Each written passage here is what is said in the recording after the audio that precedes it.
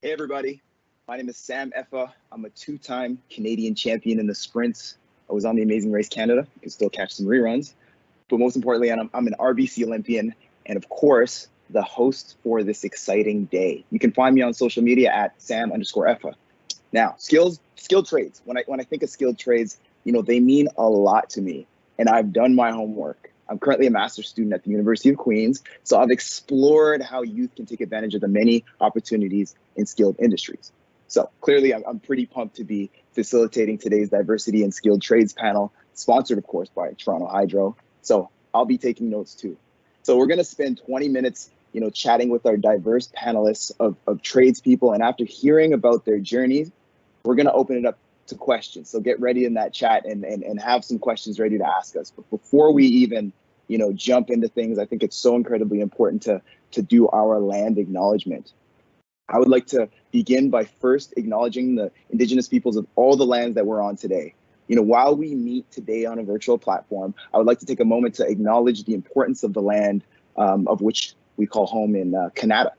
As we gather today on these lands, we are in solidarity with our Indigenous brothers, sisters, two-spirited peoples and family to honor the respect, the four lands and the four directions of the land. So we have lands, we have water, we have plants, we have animals, and we have ancestors that walked before us. And of course, all of the wonderful elements of creations that exist. As we reflect on the historical and ongoing relationship between Canada's education system and Indigenous peoples, we are highly aware of how much work there is to do to repair the relationship with Indigenous students, parents, families, and of course, communities. We recognize that the violation of many treaties by the government of Canada and the impacts of colonialism, including the legacy of the residential schools and the 60s scoop, have resulted in lasting harms, intergenerational trauma, and ongoing injustices to Indigenous people.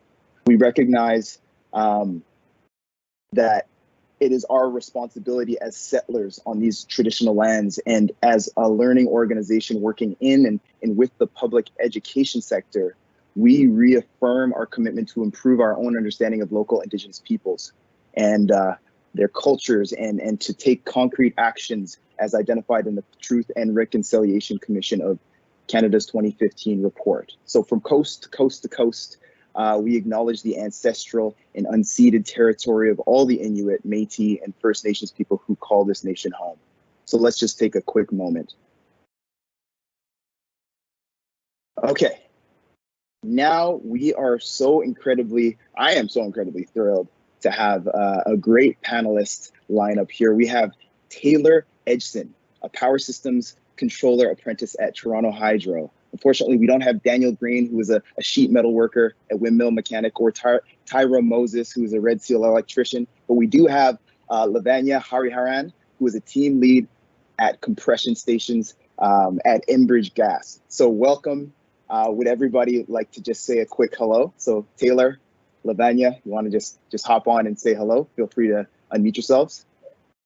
Hi, everybody. Thanks for coming today. And Lavanya? Hello, everyone. Thanks for joining the call today. Awesome. So let's just jump right into this. The first question I'm going to ask goes to Taylor. So what does being an apprentice mean, and what path did you take to get there? Yeah, so to me, being an apprentice means learning a trade or technical skill by receiving on-the-job training from an experienced worker in that field. Personally, I started down this path in high school by focusing on the math and science courses. They were, to be honest, my favorite courses in high school and what I was good at. I then, after graduating high school, I went and took the electrical engineering technology 3-year program at Georgian College in Barrie. And as part of that program, this included 3 4-month co-op terms. And these co-op terms allowed me to network, branch out, and as well gain valuable work experience and also discover the field in which I wanted to eventually end up in. And that led me to Toronto Hydro. I love that. For those who don't know, an apprenticeship is a combination of on-the-job training and classroom learning that can lead to a credential or job. So just keep that in mind as we run through. Now I want to jump to Lavanya, I wanna know, what do you think are what in your opinion, actually I should approach this like this. In your opinion, what is the greatest obstacle for people getting into the skilled trades? What advice would you give to a student facing these obstacles? I personally want to know this one. That's a great question, Sam. I'm very happy to address that one. I started here in the industry initially with my career in automotive. So then I landed myself now with Enbridge Gas. It's more on like national gas industry. So we are a fuel for people. But something which I would start here with is something like a fact. It's like if you see like 25% of Canada's 4 million tradespeople to need to upgrade their skills within 5 years. So if you see the question and the answer to that, it's like this upgrading of skills, knowing what you need always is very important.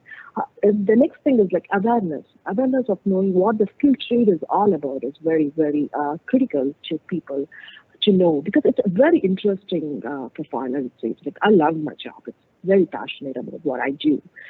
So something that is more important is awareness, and that is one of the biggest obstacles too, because people don't know what the skilled trade is all about. The knowledge, you mentioned about apprenticeship programs, gaining that knowledge through apprenticeship programs, going through different courses and keeping ourselves updated with skills is a key thing, and that forms as an obstacle because people don't know where to go and where to land themselves on that. So being a mentor will help them out on that piece. So I would say like the major obstacle is awareness and not knowing where to go and learn.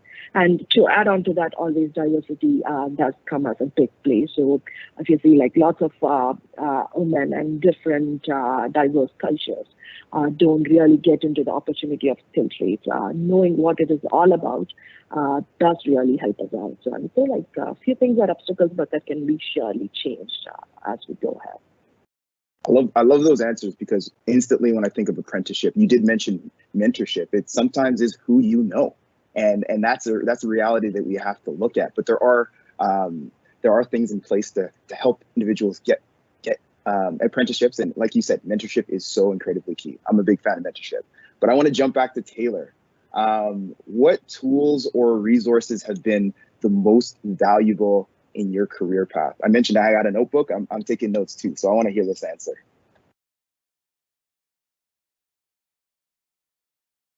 Oh, Taylor, you're just gonna have to unmute yourself. You gotta love virtual meetings. That's okay. We've all done it. This is only my third one. Tools and resources. Oh gosh. To get where I am today. Yeah, I would say what tools or resources have been the most valuable in your career path? Would this be, I mean, this could be anything from an individual, as Lavanya mentioned, mentoring you, or maybe it's a program, or maybe it's a career center. It could be a ton of different things. Yeah, honestly, my co-op terms were the most valuable to me.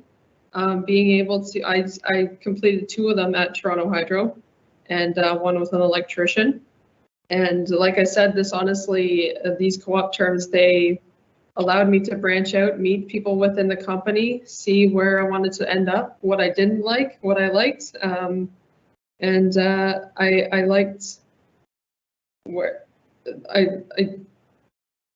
sorry, I'm trying to get the words together here. I found out where I wanted to end up. Like I said, what I liked, what I didn't like, and being able to speak to the current employees at the time allowed me to work with them and find out the path I wanted to go and how to get there. I love that. And I know you were finding the words, but I get what you're saying. When it comes to co-ops, it's getting yourself, it's almost like getting a foot in the door. So sometimes people think, okay, you get the diploma, you get the certification, and it just happens. Co-ops are tools that actually have you in the room, and I get this is what you were getting to, and then ultimately like you're working with your employer, so it makes that transition a lot easier. I want to throw this one to Lavanya. Okay, so what, in your opinion, what excites you the most about the skilled trades? And just be completely honest, be open. I want to know. It's just a whole job. It's like being on the site. It's like trying to be on the field with the people, and trying to be hands-on is the most exciting things I love. I like to be in my orange sometimes. It's not always the coats and dresses, but I love to be in my PP, having the hard hat on me and running the show there and making sure, like, knowing from the valves to the electrical. That really interests me a lot. It's like that's maybe one of the reasons I went into that. My background is engineering, but still I love to be in the field and keep doing that all the time. And I'm taking care of two major compressor stations, and I have a bigger team, and it's like 24/7 operational and great leadership team, which helps me out in that. It's like, but I love that being there. It's like winter, cold, warm. It's like whatever it is, you're there, and people know that you'll be there for them when it's needed. And I'm very proud to say that I'm part of the organization which really fuels everybody's home. Like as soon as the smoke, I'm like, yes, my organization is starting. It's like I'm running the show today. It's like running stuff across. I think that passion about things really helped me out to be in this field. I love that, and you gave it, just like I said, you were completely honest about it, and I think everybody can take something from that. I want to ask another question, and I'm just gonna, this is to both of you, but maybe I'll jump to Taylor first. I'd like to ask about just self-directed learning. It's one of the 6 global competencies. Can you share how you took the lead on learning new skills to stay in your current roles or your future roles? So let's start with Taylor, and then we'll jump to Lavanya for this one. Yeah, so in my role as a power system controller, I'm constantly learning new things. Every day is different. I don't know what I'm walking into the day of. You take it as it comes, honestly. And often I experience new situations on a daily basis, and I have to manage that as it comes. So it's very important to keep my skills current and do my best to stay up to date on my training, and have just, honestly, I stay up to date by having simple conversations with my colleagues on a daily basis, and constantly asking questions and having these discussions, and even things as simple as reading training documents when I have spare time. Like this past September, I took it upon myself to reach out to a field crew. Like I work in the office, but I don't get to see what goes on in the field. So I reached out to a field crew because I was just curious to see what they see. So I was able to reach out to them, book some time, and go out and spend some time with them to learn new skills and broaden my knowledge as a controller. I speak to and work with these crews every day, but I like I said, I don't get to see what the equipment is that I'm working with them on, or how jobs are getting done. So getting out in the field allowed me to see these new things and see daily work at Toronto Hydro from the perspective of them, and grow in my role. I like that. That's a great answer. I want to shift things to Lavanya. Same question. So, self-directed learning, one of the 6 global competencies. Share how you take the lead on learning new skills and to stay current in your roles or even the future roles that you're thinking about. Yeah, I would say I would put it into 5 things across. That's how I do things. I mean, it's just my way of doing. Usually I go and identify, is there something which really I want to do? Number 1. Then if I really want to do that, then I just go and set my goals against that. It's like, this is what I'm going to do. This is the direction I'm going to run across. Then I go with my goals. Then I challenge myself to see, can I do it really? Is it really possible for me? And if I feel like, yes, I'm going to do it, you know what? Then I start doing it. No turning back. It's like, just keep going ahead. And at times I do monitor whether what I'm doing, am I reaching what I wanted to do? Am I going the same direction what I planned to? I think these are the few things I would really go on. The key to that, I would say, is you should love the job. I mean, you should like it. When you like it, it all goes automatic by itself. You don't have to wait for anything. This will just come one by one. So I think that is the key to it. It's like, I like it. Like I started my career in an automotive industry.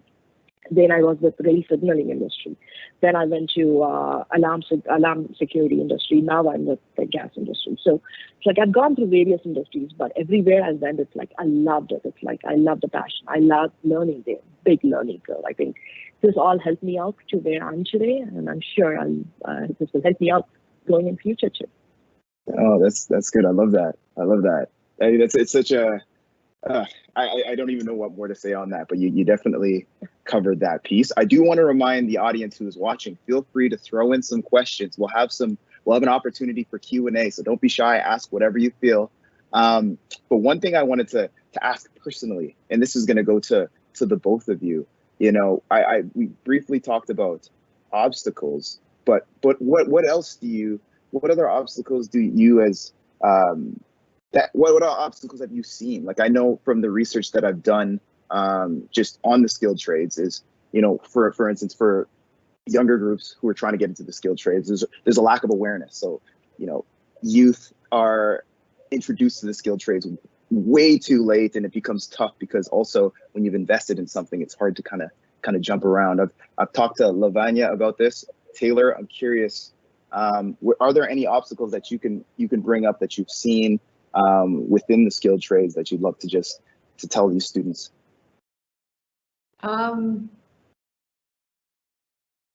It's a lot of work. Yeah. The schooling aspect of it as well. College wasn't easy. It's tough. But you have to work hard, and you'll get there. I see some comments coming in about the co-op terms. The co-op terms are definitely important. That was most beneficial, honestly, to me. And then from my perspective, being a female, it was tough as well. It's having people take you seriously in a male-dominated trade. That's tough as well, but you kind of have to ignore that and put it in the back of your mind and just stay focused. And that's such a good answer, because sometimes we kind of gloss over some of these obstacles, but I think it's really important to bring those forward because, you know, in the industry, it is like you said, it is male dominated. So it's important to find those support pieces. Lavanya talked about mentorship, having people in your circle to support you. You know, it is hard work. Sometimes people jump into the trades thinking, okay, this will be a breeze. It's not that easy. These are some of the stigmas, but realistically, it is hard work. And like any job, you're going to have to work hard to get what you want out of it. So anyway, love that. Lavanya, do you have anything else you'd like to add? I would say like one of the biggest obstacles, like baby boomers, lots of people are retiring. There's lots of skill sets that is on the heads of people who have experience. We are trying to go and learn that skill set. So going and handing that stuff to us is a huge obstacle. It's like because the terms are different. We are into different technologies now.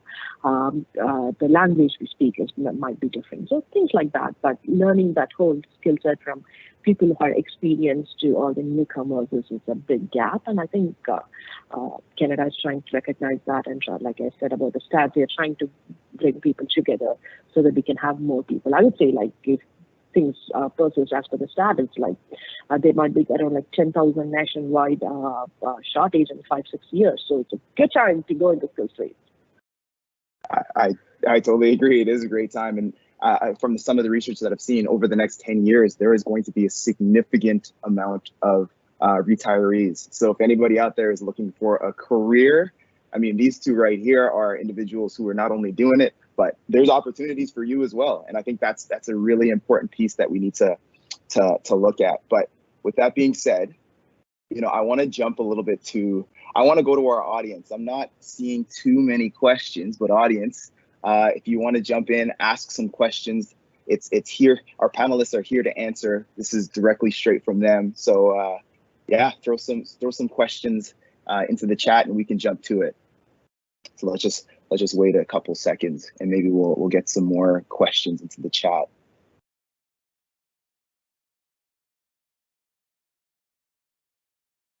Oh, turns out there are some questions in the chat. I didn't see them initially. But Taylor, if you can see that chat, do you want to just jump in and start us off with one of those questions? Sure, just give me a second here. Yeah, if you don't mind, or Lavanya. Yeah, I can take some. I can see the last one which is coming one. I think I can answer that one. Is it hard to get into the field of women of color? That's one of the question. I can see that. So the answer is to be true. Yes, it is different. Like I said, like it's a men-dominated industry. Can you hear me? Yeah, you're good to go. Yeah, thank you. So it's a men-dominated industry, and yes, there would be issues on it. But if things are changing, it's like there's lots of people who are supporting diversity at this piece, and it's more of showing interest and showing your passion towards the industry to come. And it doesn't really get more worth saying that it's a woman of color or not, because it's all how you have and what are the skill sets you have in place with you all. So I think that would really help you out. Hope I answered the question. No, that's fair. Do you find, and this is a bit of a two-parter, do you find you have individuals to speak to people you can lean on? You did mention mentorship, but like when you're on the job, do you feel, is it a lonely place, or do you feel like you fit in? It's a great, I'm very, very fortunate to be part of a great organization throughout my career. I have lots of people to whom I can talk on. It's like, for example, I started like 15 years back. Getting a PPE for women was really tough. It's like to get into perfect clothing was really tough. But now we have varieties of stuff. We can get into different shapes and different sizes and things which you can fit here. So things are changing, things are progressing in a positive way. And there's lots of supporters across the organization, across different organizations who supports me. Great mentors. My parents are with me all the time and I'm trying to get it. My family, my husband, my kids see that. So it's a evolving industry, and I'm sure we'll be there. That's awesome. If you don't mind, my chat, I'm having a bit of issues, but I would love Taylor, for you to just choose one of those questions, and then if you could answer that, and I'll come back and forth, and we'll have a bit of a discussion on it. Yeah, no problem, Sam. So I see one question here. It's how old were each of you when you realized what industry you wanted to be a part of? And I say I was probably about 17, 18 when I finally realized that I wanted to work in the trades and go to college for electrical engineering technology. Honestly, when I was probably 13 or 14, I think I wanted to be a teacher. But then throughout high school, like I said, I love math, I love science, and that led me to where I'm at right now. So I definitely was unsure at 13, 14, probably your age, whoever's watching. and yeah, I didn't realize until probably late high school. So you definitely have time to figure it out. And I know there's always this stigmatism of, I felt it too, that you have to go to university if you want to make it somewhere. But that's, you can go to university and definitely make it somewhere, but I went to college and here I am. I did just fine. So I know there's that stigmatism out there that university is like the be all end all, but college, it can take you great places too. So don't be afraid. I love that answer because, again, I mentioned earlier that I'm doing research within this field. I have a bit of a connection. My dad is a journeyman auto mechanic. I can change a tire. I feel like I get something for that one. But when I think of individuals sometimes who look at the trades and they think it's a one-stop shop, I say take that mindset back a little bit. When you're in the skilled trades, a lot of these occupations, whether they're Red Seal or not, these are things that you can use throughout your whole life. You can go get your certification. Yeah, you can be on the job. You can also get your certification, still go to university, or you can get your certification, completely do something completely different, but you just have these hands-on skills. And within the trades, these are things that nobody can take from you. A good example is if you're a carpenter. I mean, you learn this skill, you can start your own business as an entrepreneur, and then you can go out and build, maybe you needed a deck during the pandemic, and instead of hiring somebody, now you have those skills. So I think the people on the line, I want you to really hammer that home. these are more than just careers, but this is a lifestyle. But yeah, let me keep things rolling. I finally have some access to these questions. So let's move from here. I have a question here from Megan Tran, and she says, what course did you find that was really useful for the career that is yours now, and what made you choose that course? So I hope that makes sense. Does that make sense to you guys? Might have to rejig that question. So what course that you found, what was a very useful course that you found in your career, and what made you choose that course? Maybe we'll start with Taylor again. I know you said when you were 17 or 18, that's kind of when you decided. Do you want to speak more, a little bit more on that? Yeah, like I said, I was always good at math. Wasn't my favorite, but I was good at it. And in high school, I took just basic high school math, and then I also took calculus, which was extremely tough, but I made it through. But that led me that was a university course I took in high school. And it actually really benefited me because in college, I also ran into calculus, and it was everything I'd already done in high school. But that was a good one that definitely prepped me for college. Yeah. I like that. So everybody watching, calculus. Don't be afraid of it. Don't be afraid of it. Take on any challenge. Same question, Lavanya. Yeah, I would say I was more into electrical side of things, and maybe that's one of the reasons I'm working with a bigger team on electrical things. I think that really drives me there. It's like I used to sit with screwdrivers and circuits all the time, seeing what it is all about. How can I burn a boat? So that's pretty much what I was looking on that time. But really got me into what I wanted to. Looks like that was my passion before, so now I'm here. I like that. Okay, let's jump to a couple other questions we have here. I have Ella, and she asks, what is the most rewarding part of being in the trades? I'll jump back to you, Taylor.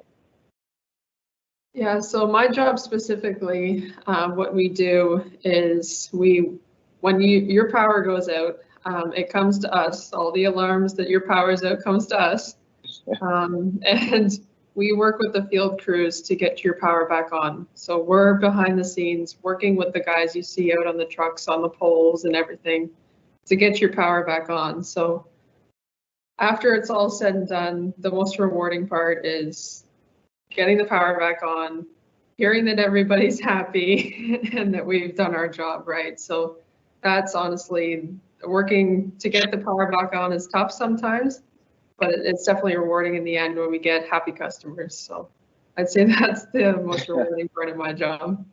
That's a great answer. I might be a little corny for this analogy, but I picture like Thanos. You have the power when when the power goes out, it's Toronto Hydro if you're in that region. So anyway, thank you, and I like that. Same question to you, Lavanya. Oh, that's a great question. I would say the same way Taylor was mentioning, it's more on the gas perspective, making the heat going on. It's like I mentioned, as soon as I see snow, I'm like, oh, is everything running? Is everything getting into the right pressure? And is there anything that we have to do? And having the feel through, it's to me, that every day if I go to work, something which keeps me running is seeing my team working with full passion, and also making sure I'm also learning with them. It's every day is a learning for me. Every day I learn something new in my careers. I think that is self-driver, and that keeps me motivated all the time. I like that because sometimes people will go to the same job doing the same thing, and it may not be as exciting. So to hear that, and especially within a skilled trade career, knowing that, okay, yeah, there are some challenges, but at the same time, you have opportunities to learn new things. I think that in its own is so key and sometimes is overlooked. So no, I want to say thank you both for answering those questions. I'm sure a lot of the youth on the line are taken aback. But yeah, that actually wraps up our time today. But I want to just say a big thank you for joining us. Thank you to our panelists, Taylor, Lavanya. This has been absolutely amazing. And a big thanks, of course, to all the students participating. There are so many questions here. I didn't get to all of them, but thank you for asking these questions. Diversity truly drives innovation, and it's clear, like our theme, that you belong here. But yeah, we hope today has inspired you to not only explore careers in the skilled trades, but take on your future. You know, the recording of this session will be available today on the Learning Partnerships YouTube page. So make sure you check that out. You know, I will be watching this again, so I'm hoping you will too. And you'll receive a recording, like I said, and also a survey link via email tomorrow. These surveys are so incredibly important. We want to know how you've enjoyed this event. And of course, I can't leave this part out. It's a bit of an incentive. You have a chance of winning one of seven, not seven, but one of seven $100 gift cards. So make sure you fill out that survey. It'll be worth it, I promise. But I want to say again, Taylor, Lavanya, thank you for joining us. And I hope everybody out there has an amazing Take Our Kids to Work day. Thank you. I am Sam Effa, and we are now out.